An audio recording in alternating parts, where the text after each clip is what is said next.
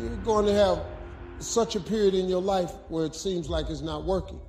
You're going to have doubts. You're going to have a lot of trials and tribulations and challenges. And everybody has what's called a turn back moment.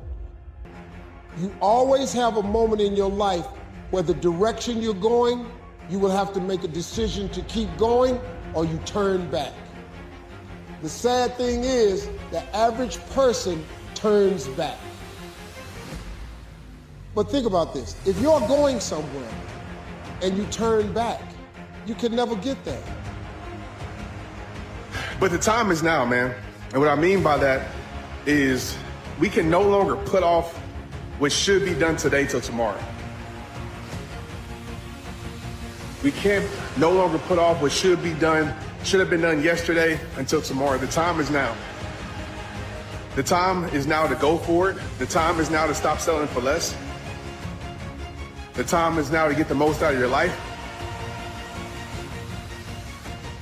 The beautiful people that we are, we're all jacked up in so many ways. That's the beauty of us. I want you to know that you can be whatever you've been envying. Instead of you looking at someone else's success, engaging and wondering, how did they do it and why haven't I done it? Instead, look at them and say, if they did it, I can do it. Look at them and realize that they are the preview and you are the full movie. The greatness that is in you hasn't been tested yet. That's why you don't have a testimony.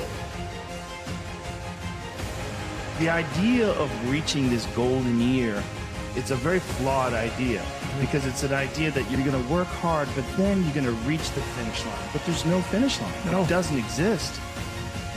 Your mind is a very strange thing. As soon as you give it a name, a genuine aim, it'll reconfigure the world in keeping with that aim. You have to be genuine about the aim, but once you aim, the world will reconfigure itself around that aim.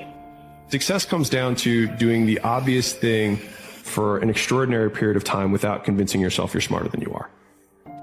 I don't care if you have to inch your ways day by day. Even if you have to get down and it hurts and it's hard and nobody can see what you're really going through. If you don't quit, the pit will become your platform. Being from a disciplined family does not make you a disciplined person. What makes you a disciplined person is choosing to be disciplined. The accomplishments of your past are not going to predict your future. The rent is due every single day. That record that you have, it's great, but the rent is due every single day. There have been millions of people who have come before you and accomplished even more than that and didn't reach their full potential. Your brain is the most powerful weapon in the world. If you can't control your own brain and your brain controls you, you got to tell your brain where you want to go and how you want to go and how you want to get there. You got to control it. If not, it's over. There's one side of pain that's the suffering and the discomfort side of pain, because that hurts. You remember what that felt like. But then there's another side of pain that's called effort. It's called glory. It's called, if you can find a way to push through pain, there's something greater on the other side of it. And if you never tap into it, it's because the first time you felt it, you backed off. A lot of people that are scared of their ability to do something that's difficult. They're scared of whether or not you see someone who's doing something that's really tough to do and you go, man, I don't know if I could do that. I don't know if I could force myself to be disciplined. I don't know if I could force myself to take that kind of action. Well, if you do force yourself to take that kind of action, you don't have that question anymore. That question, I don't know if I can do it. Well, you're doing it. So you obviously can do it. Can you do it tomorrow? Well, you did it today. Or can you do it tomorrow? Just do it. Adopt some responsibility. Put your life together. Develop a vision. How to turn nothing into something. First, to turn nothing into something, you start with ideas and imagination. Now, it's hard to call ideas and imagination nothing. So imagination, we call it nothing simply because nothing in terms of being tangible, but it is so real, it's almost real. So the first step is to imagine the possibilities. Imagine the possibilities. Get out there and go and do something. Just go. And then in the middle of doing it, it'll become easy. Even if it's not easy, even if it's hard, it's easier than not doing it and wishing that you had done it. Dedicate your life to a cause larger than yourself. See, if you dedicate your life to a cause larger than yourself, you're not following in the crowd. The quality of life is often determined by that to which the individual is dedicated. If the dedication of the life is vague and diffuse, the quality is apt to be poor and weak. There is much to be said for the intensity of life. I think one of the hardest things to hear after you don't get your way is keep working. But it's also one of the only solutions to be successful. You're not going to get your way most of the time in your life. Just keep working. Hard work pays off, no one tells you when. You'll never know the true feeling of accomplishment if you've never faced a setback. You'll never know the true meaning of confidence if you've never had to bounce back from anything. Just keep working. You're not getting what you want, keep working. You are getting what you want, keep working. Failures are a prerequisite to who we want to become. I cannot stress that enough. So sometimes something that seems to be a negative thing, seems to be a bad thing that is happening to us, or even a season of dormant, or even a season where we have to sit back and start to recalibrate, recoil the spring, so to speak, reconfigure where we're at. Sometimes that's right where we need to be. Perfection does not exist. Doesn't exist, man. You should try your hardest to get things right. In moments where you got them wrong, figure out how to never get them wrong again. 90% of the time we think the same thoughts as we thought the day before. The challenge with that is the thought that you keep thinking over and over again becomes belief. The process of change really requires becoming conscious of your unconscious thoughts, which means just because you have that thought doesn't necessarily mean it's the truth. You have that thought and you accept it, you believe it, you surrender to it without analyzing it. That thought will lead to the same choice, which will lead to the same behavior, which will create the same experience, which then will produce the same emotion. The same emotions then drive our very same thoughts. Hear people say, if you believe it, then you can achieve it. And the problem with that is they're leaving out the most important part of the equation. And that part is work, action, actually doing something. That's what you have to do to achieve anything. Yeah, you gotta believe it, but you better get the work done. But usually we react. We have pain, we have suffering, we react, and we react about, get the out of here. It's those people who are able to control that feeling of flight and say, no, motherfucker, there's a way through this. It's gonna end. It's gonna end, but we don't know that. We don't think that. At that time, it's gonna last forever.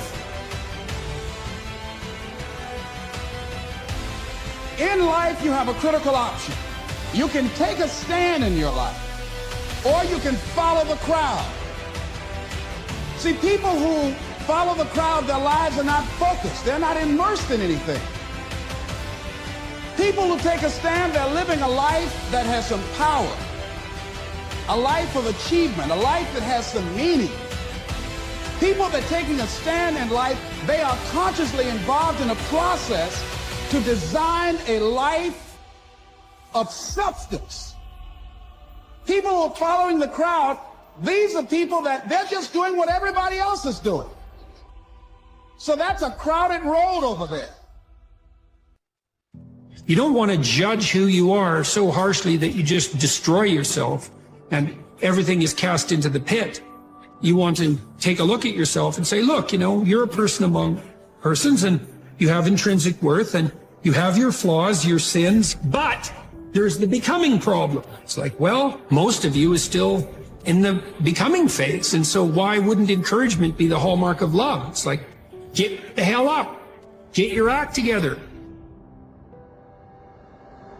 But my thesis in life is it doesn't matter who you are today. It certainly doesn't matter how you were born. The only thing that matters is who you want to become and the price you're willing to pay to get there.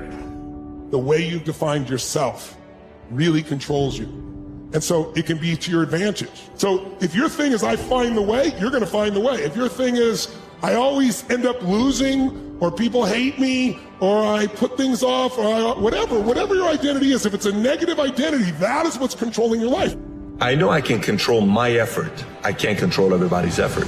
I can control my attitude. I can't control everybody's attitude. I can control me keeping my word. I can't control everybody keeping their word.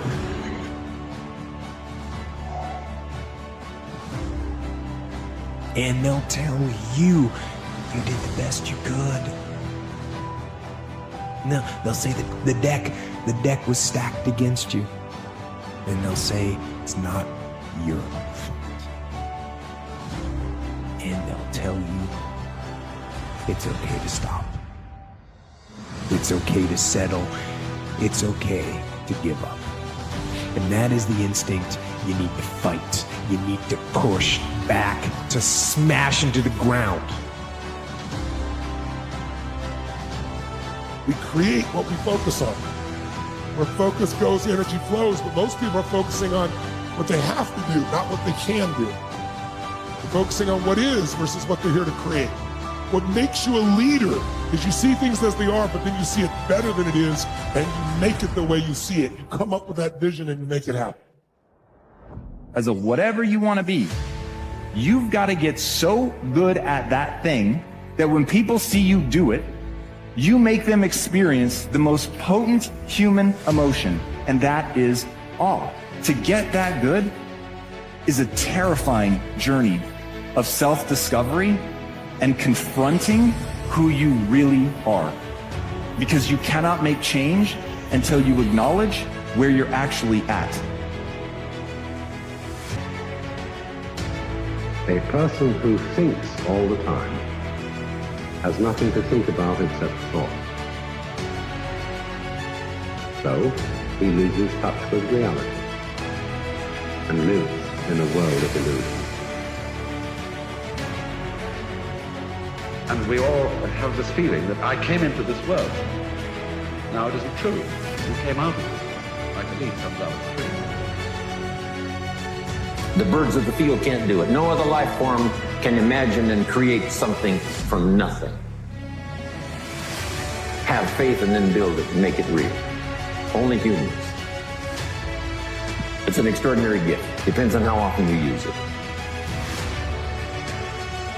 It's the dream that spurs a person.